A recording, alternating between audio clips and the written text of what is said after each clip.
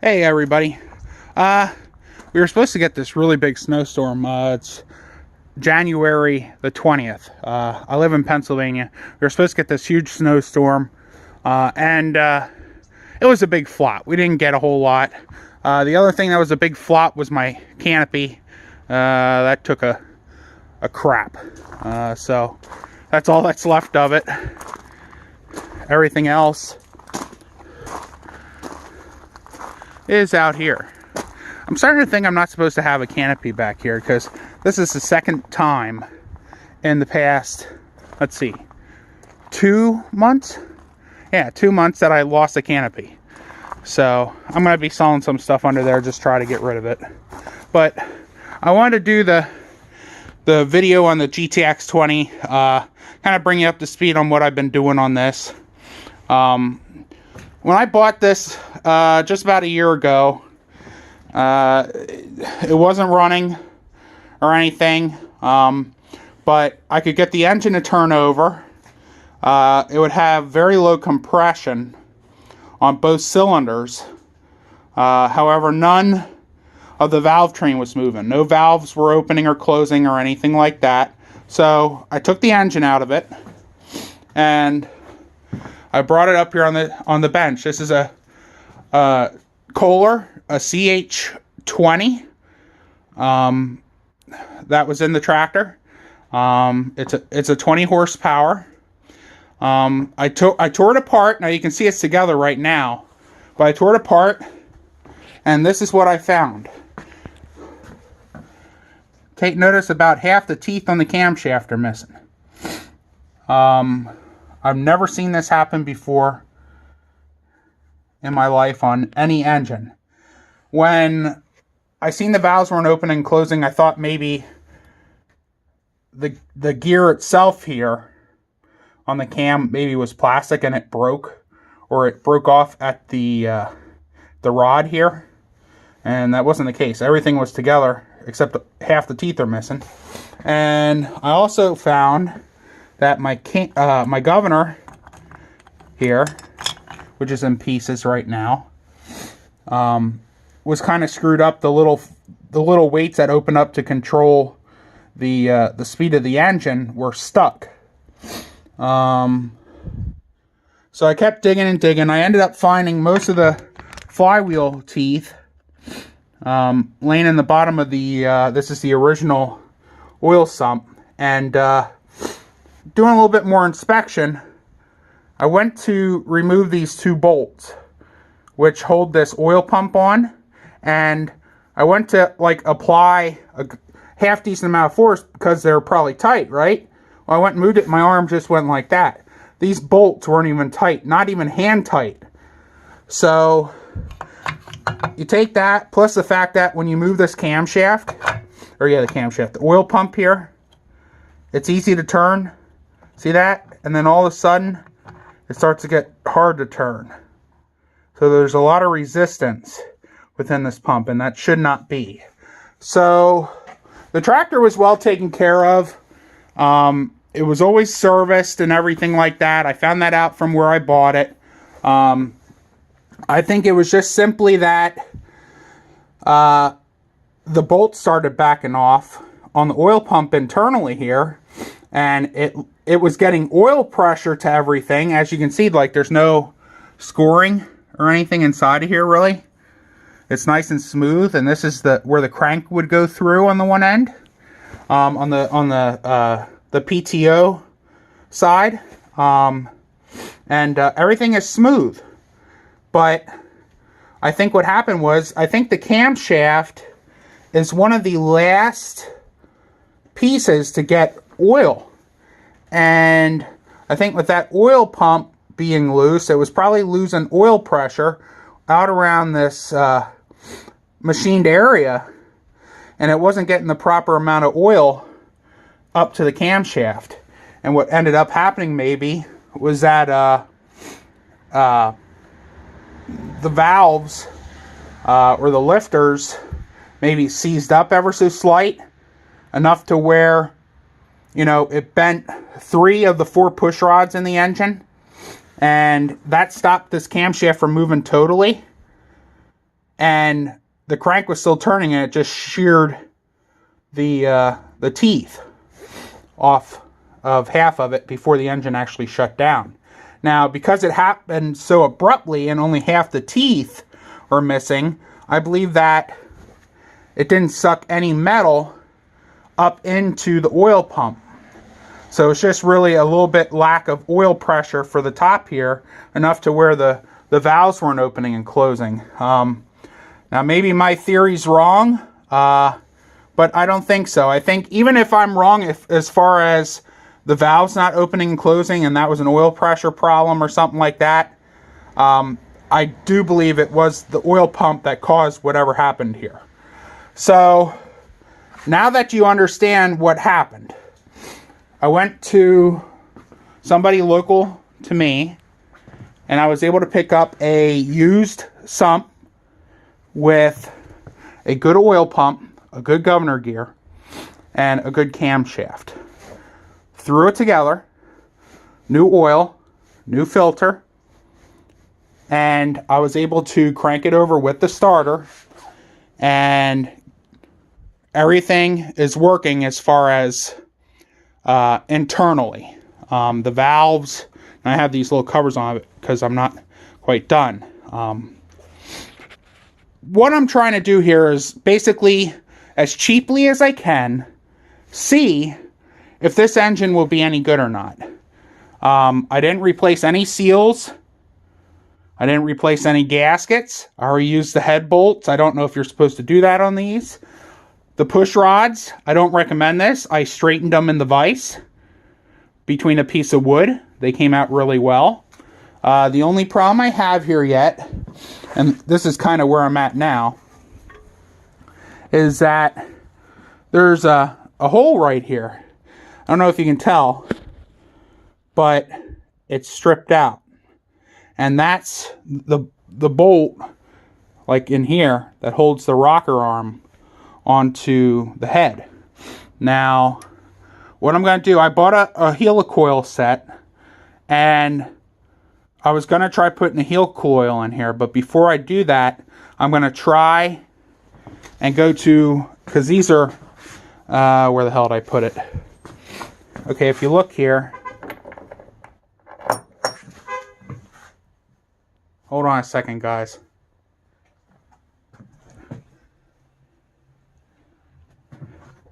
Sorry about that. What I'm going to try and do, and I don't know what I did with the old piece. Oh, here it is. Okay. This is the older style. This is the style of bolt. You can see the way it's made here, that the rocker arm would be able to pivot on it as the bolt was inserted into the head. It would still be able to pivot. Kohler did away with these style, as well as the rocker arm, and they went to this style of rocker arm, which, unlike the other one where it's kind of like all in one, the bolt and the pivot piece for the rocker arm are separate. So that rides inside of there, and then you have the bolt which goes down in there, passes through here. This would in turn, and actually looking at this now, I think those threads are longer. This goes down in there and sits on there like that, and you would tighten it down. So what I'm going to try and do is, and this bolt might actually work. I think the threads are longer on this than the original. So I'm going to see if I can't run a tap in here, and maybe, just maybe, there's good threads down in further. I can't really tell from here, but I'm going to try and use this bolt then, which, like I said, I believe to be longer, and do it that way. That way, you know, like I said, I'm on a budget. I'm just trying to see if this thing's going to work. That way, if that works, I can return this freaking thing. I had to get another dipstick too. The dipstick system's different on that's something the original, but inside here I have a tap There's also, this is basically a full helicoil set from Napa. This is $43.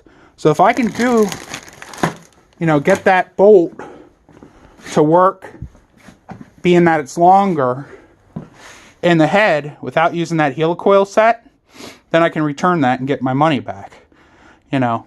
And then we can see basically at that point whether or not all the valves open and close. Now I can already press on them and I know that they're opening and closing, but I want to just make sure that they're all doing what they're supposed to. 3 of the 4 that are on here already are all opening and closing, and I cranked the engine over long enough without the spark plugs in to get oil pressure throughout the system. So that's where I'm at.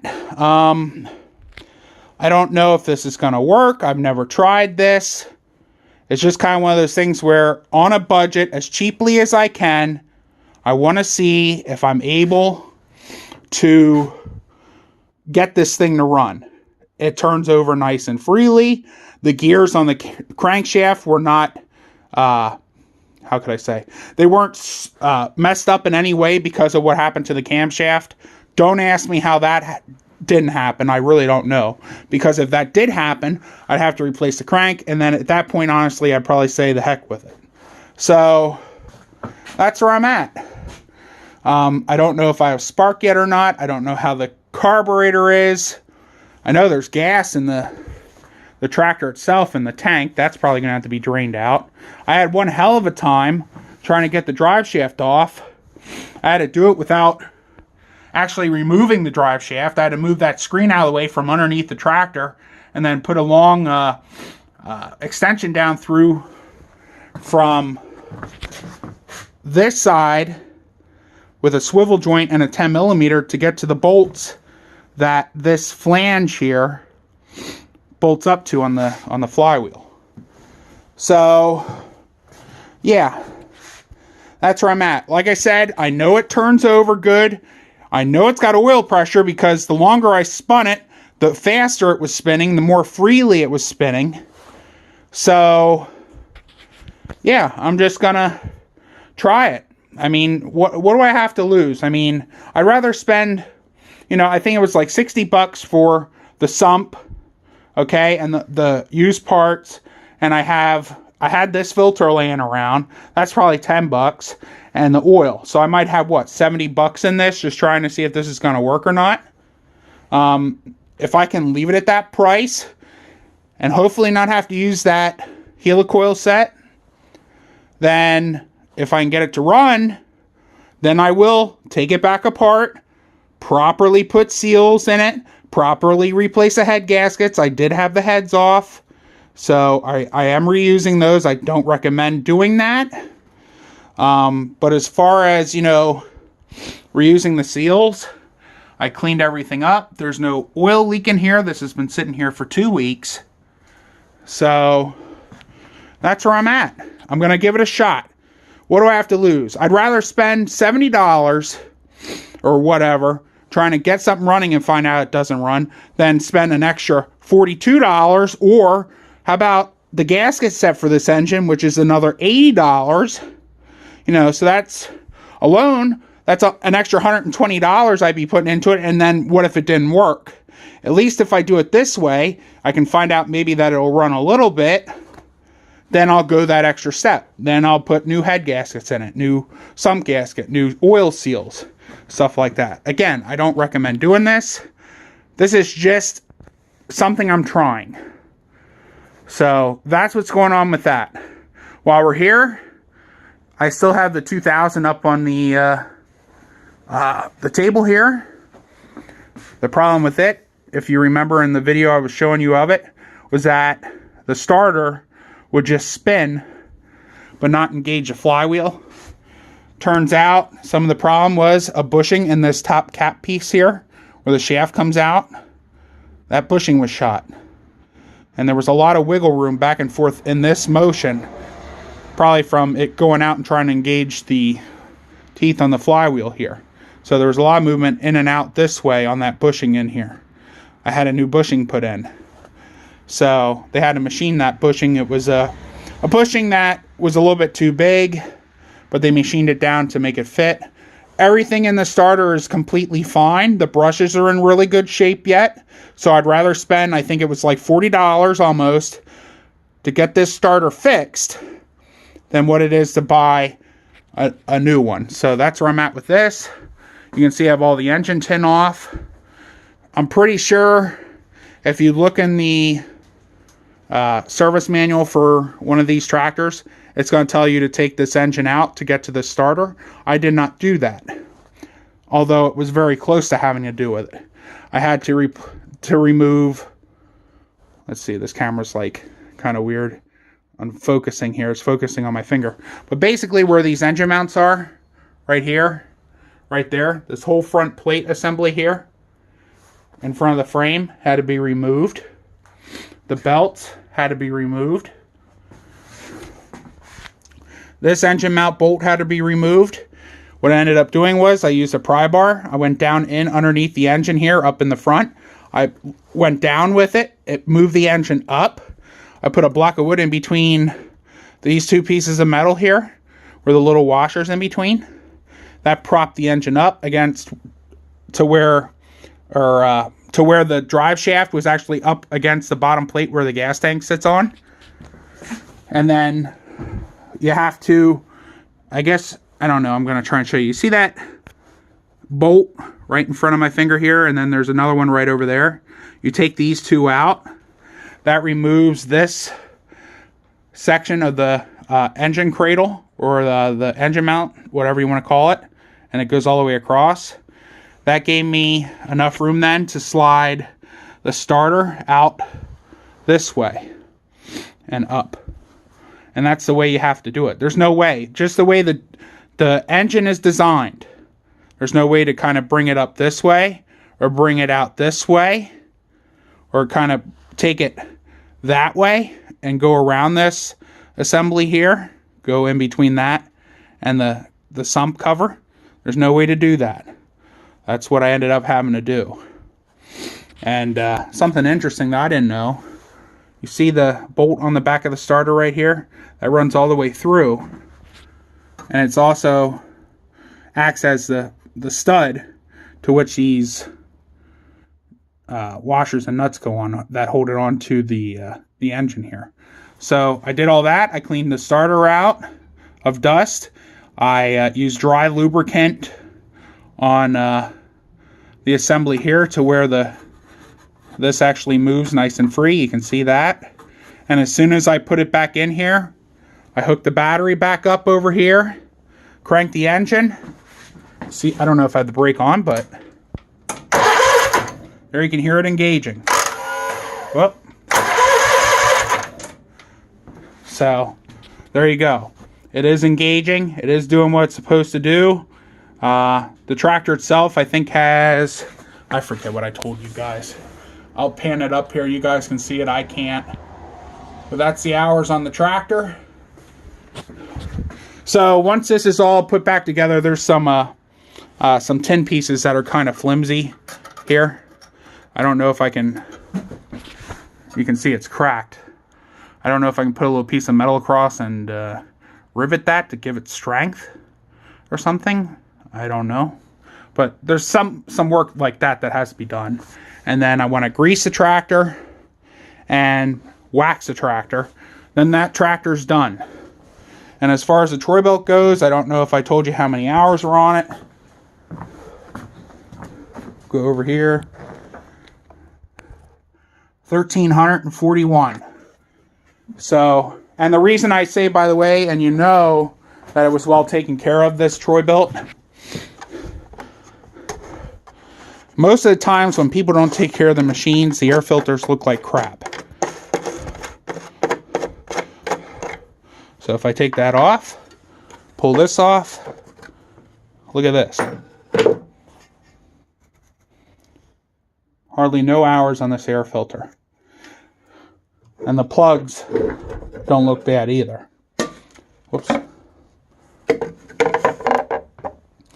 Move this out of the way. That's a little O-ring kind of material that goes on over here, and then your valve covers go on. So that's why I say I know the tractor was taken care of when I took the engine apart to see what was going on with it. If you look in here, there's not much sludge at all in here. So, you know, it was taken care of. You can tell it just by taking the engine apart like that and seeing how much sludge is in an engine. There was hardly nothing there, and there was nothing in the block itself.